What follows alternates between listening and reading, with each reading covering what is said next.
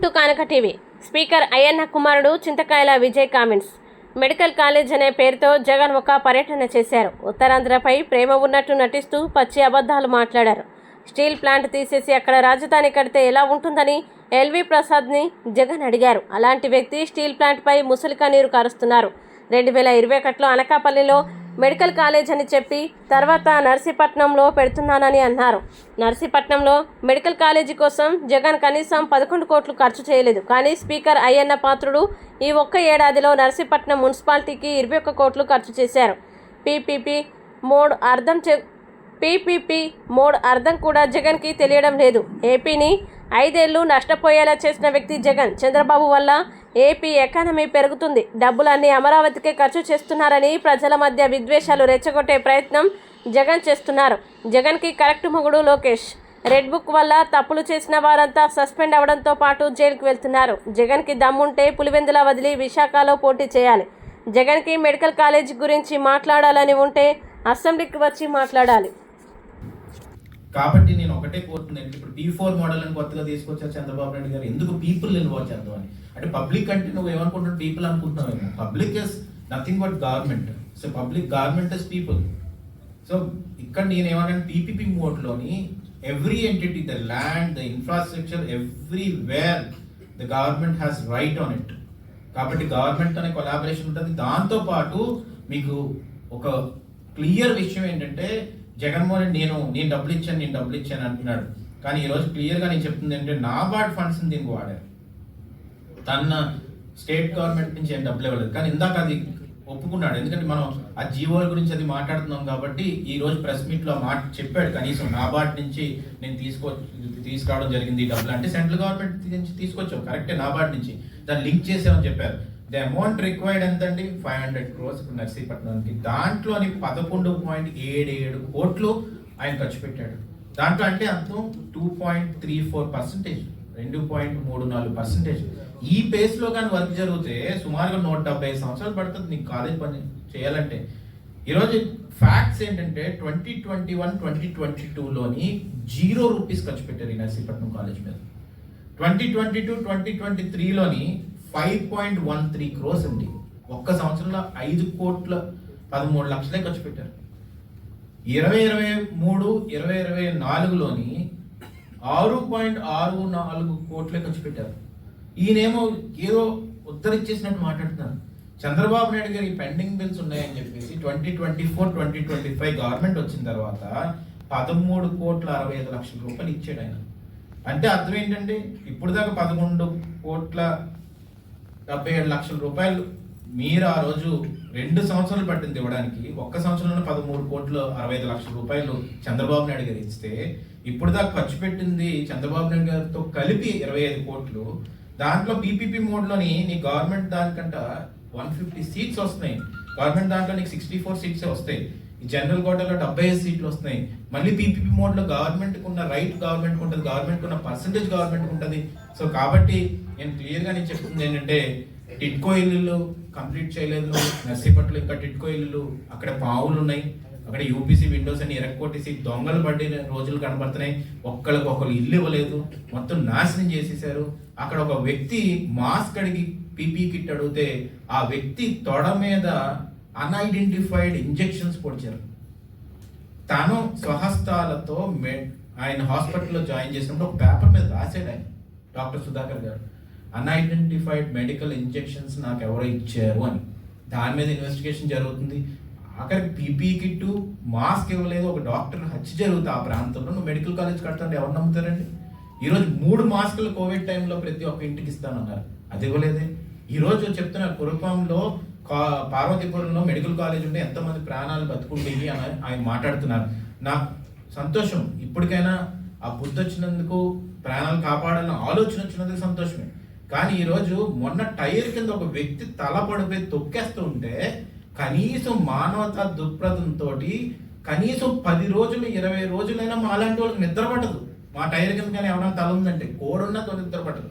అలాంటిది ఒక వ్యక్తి తల తొక్కేసిన తర్వాత ఆ వ్యక్తి ఇంటికి వెళ్ళి పరామర్శించాలనే ఒక ఆలోచన నీకు లేదే. దాన్ని బుద్ధి లేనిదనం అంటారా, సిగ్గు లేనిదనం అంటారా? ఇప్పుడు మీరు చెప్పాలి ఆ విషయం. కాబట్టి నేను ఒకటే కోరుతుంది ఏంటంటే, అబద్ధాలు మానేసేయండి. మళ్ళీ 45 ఏళ్ళకి పెన్షన్ ఇస్తా, మళ్ళీ సిపిఎస్ రద్దు చేస్తా, వారంలోని డిఎస్సి తీసుకొస్తా. ఆల్రెడీ చంద్రబాబు నాయుడు గారు, లోకేష్ గారు విత్ ఇన్ని రోజుల్లోనే మెగా డిఎస్సి పెట్టి ప్రతి ఒక్కరికి ఉద్యోగాలు వచ్చేలా చేస్తుంటే ఎంతోమంది ఆనందంతో ఉన్నారు. సూపర్ 6 మొదలవుతే ఆనందంతో ఉన్నారు. ఇప్పుడు నీ కరెక్ట్ మొగుడు కూడా దొరికాడు. నేను ఒకటి క్లియర్గా చెప్తున్నా, అది నారా లోకేష్. నేను ఎందుకు నీ మాట అంటున్నానంటే, నువ్వు ఇప్పుడు దాకా ఏమనుకుంటున్నావు అంటే చంద్రబాబు నాయుడు గారు డెవలప్మెంట్ గురించి ఆలోచిస్తారు, అన్నీ ఆలోచిస్తారు. నారా లోకేష్ గారు డెవలప్మెంట్ గురించి ఆలోచిస్తారు. అలాగే రాష్ట్రానికి ఏమాత్రం ఎక్కడ అన్యాయం జరిగినా తాట తీసేస్తాడు. నేను ఒకటే క్లియర్గా చెప్తున్నాను, ఈ పేరుని జీవితాంతం నువ్వు గుర్తుపెట్టుకోవాల్సిన అవసరం ఉంది. ఎందుకంటే రెడ్ బుక్ గురించి చాలా సింపుల్గా తీసుకున్నారు. రెడ్ బుక్ వల్ల అరాచకం కాదు, అరాచకం చేసిన వాళ్ళకి రాజ్యాంగబద్ధంగా ఆయన కాన్స్టిట్యూషన్ పట్టుకొని పాదయాత్ర అంతా నడిచాడు, ప్రియాంబుల్ చదివాడు, ఆర్టికల్ చదివాడు.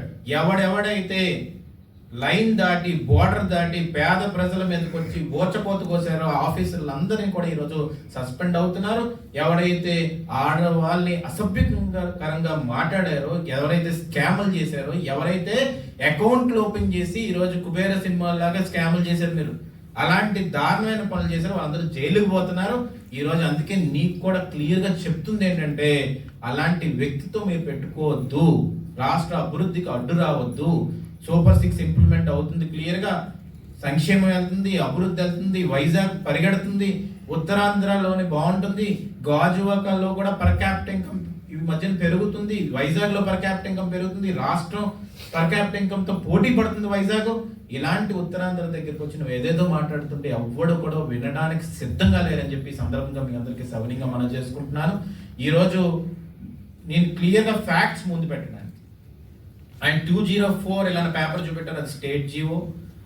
ఒక ఇన్ ప్రిన్సిపల్గా till now it didn't get a single in principle approval from national medical council. ఏమనంటే ఇన్ఫ్రాస్ట్రక్చర్ అయిన తర్వాత నేషనల్ మెడికల్ కౌన్సిల్ కనీసం అప్రూవల్ పెట్టుకోవాలి కదా, అది కూడా నర్సీపట్నం నీకు లేదు.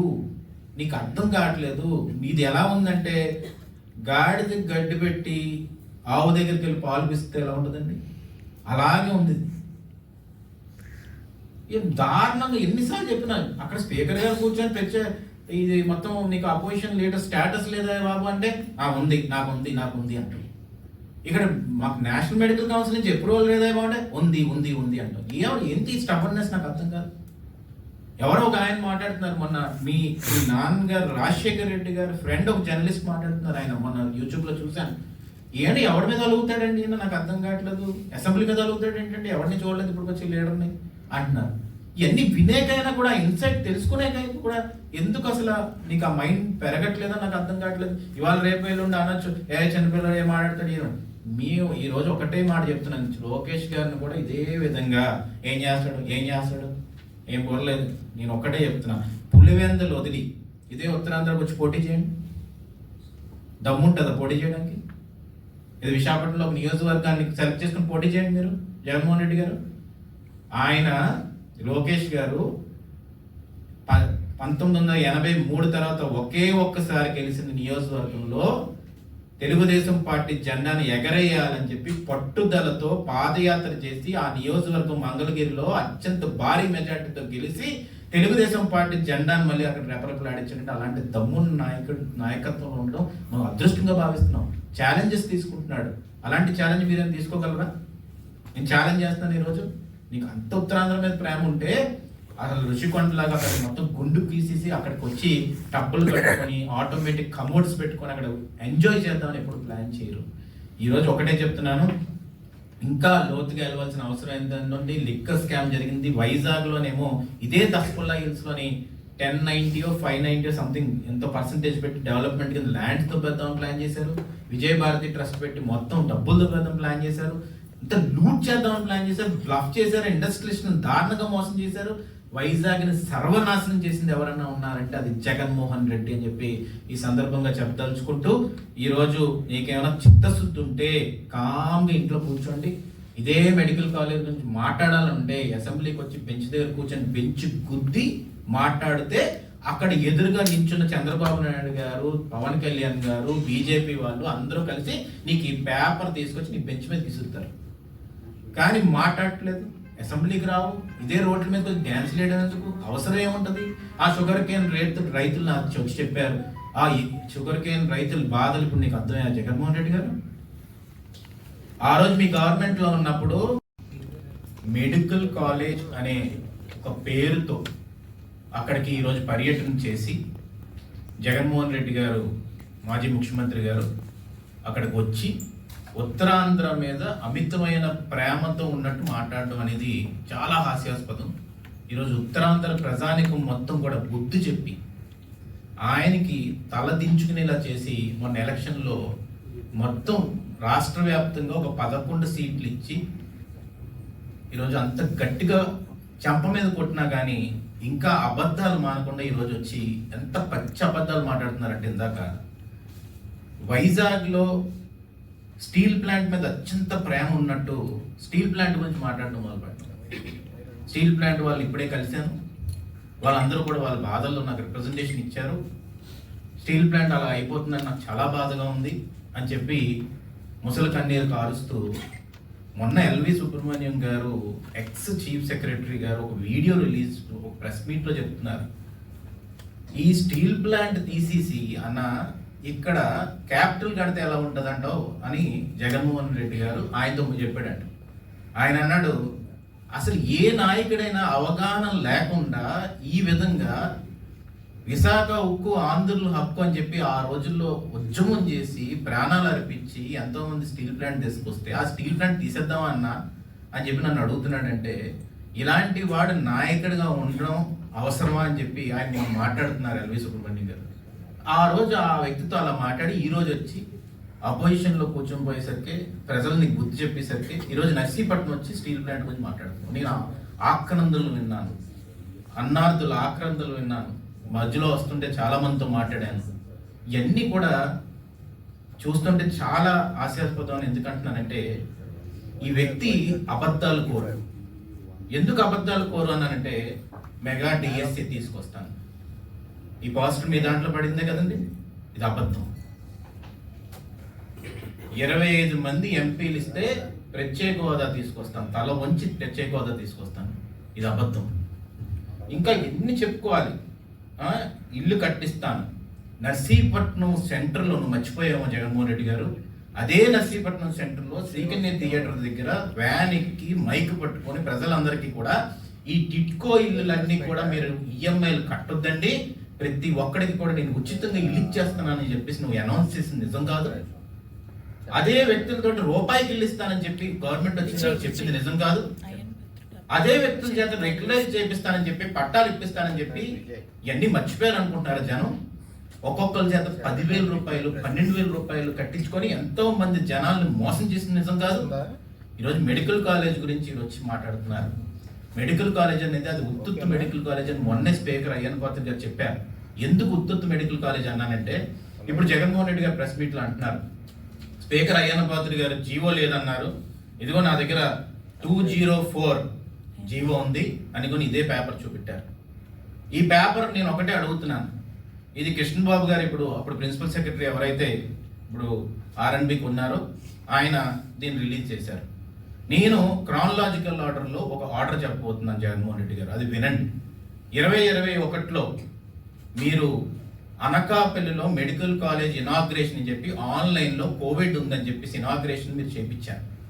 ఆ చేయించినప్పుడు అనకాపల్లి టౌన్లోని దగ్గరలో నేను మెడికల్ కాలేజ్ పెడుతున్నానని చెప్పి అవంతి శ్రీనివాసరావు గారు అప్పుడు మినిస్టర్గా ఉన్నప్పుడు ఇనాగ్రేట్ చేసి, ఇదే అమర్ గారు ఎవరైతే పక్కన ఉన్నారో ఆయన కూడా ఆ ఇనాగ్రేషన్లో పాల్గొని అనకాపల్లికి మెడికల్ కాలేజ్ వచ్చేస్తుందని అనౌన్స్ చేశారు. మీరు అనౌన్స్ చేసిన తర్వాత కొన్ని రోజులు పోయిన తర్వాత, 1 సంవత్సరం పోయిన తర్వాత, ఆ సంవత్సరం ఏమాత్రం 1 రూపాయి కూడా ఖర్చు పెట్టలేదు. ఇదే జీవో రిలీజ్ చేసి 2021లో ఇనాగ్రేషన్ అనకాపల్లి అని చెప్పిన తర్వాత 8/8/2022 అంటే 2022లో ఈ జీవో రిలీజ్ చేసి దాంట్లో ఏమంటారంటే, administrative sanction orders for establishment of government medical college at Narsipatnam in Anakapalli district for 500 crore అని చెప్పేసి, రైతులు అక్కడ అనకాపల్లి దగ్గర ఒప్పుకోవట్లేదు, నర్సీపట్నం దగ్గర ఇద్దాం అనుకుంటున్నాం అని చెప్పేసి అక్కడ రైతులను ఒప్పించి చేస్తున్నాం అని చెప్పి మళ్ళీ దాన్ని ఆల్టర్ చేసి ఈ జీవోని రిలీజ్ చేయడం జరిగింది. చేసిన తర్వాత ఇన్ ప్రిన్సిపల్ ఇప్పుడు దాకా నేషనల్ మెడికల్ కౌన్సిల్ కి ఎక్కడన్నా కానీ మీరు ఇన్ ప్రిన్సిపల్ అప్రూవల్ తేయడానికి ఒక పర్మిషన్ పెట్టిన పేపర్ ఏదన్నా ఉందా? దాని గురించి ఎవడో మాట్లాడలేదే. అంటే పిల్లలందరూ నీట్ ఎగ్జామ్ రాయాలా వద్దండి? Simple logic. నీట్ ఎగ్జామ్ రాయాలా వద్దా? రాయాలన్నప్పుడు ఆ నేషనల్ మెడికల్ కౌన్సిల్ అప్రూవల్ అనేది కనీసం ఇన్ ప్రిన్సిపల్ మీరు కనీసం వెళ్ళి దాన్ని అప్లై చేయకపోతే కనీసం ఇప్పుడు వచ్చి ఆ నర్సీపట్నం గడ్డ మీద ఇప్పుడు దాకా నేషనల్ మెడికల్ కౌన్సిల్ వాళ్ళు కాళ్ళు పెట్టిన దాఖలాలు ఏమైనా ఉన్నాయా? అక్కడికి వచ్చిన తర్వాత పార్వతీపురంలో అక్కడ జరుగుతుంది, పాడేరులో ఇలా జరుగుతుంది, ఇదిగో నా దగ్గర జీవో ఉంది, ఇవన్నీ మాట్లాడుతున్నారే. మొన్నే వేమిరెడ్డి ప్రభాకర్ రెడ్డి గారు రాజ్యసభలోని ఒకటి అప్లై చేశారు. ఏమని అప్లై చేశారండి ఆయన? సింపుల్గా అడిగింది ఏంటంటే, will the minister of health and family welfare be please to state the details of proposals received from the government of Andhra Pradesh for setting up of new medical colleges in the state during the last 5 years year wise నాకు కావాలని చెప్పి ఆయన apply చేశారు. ఈ press మొత్తానికి కూడా ఇస్తాను నేను.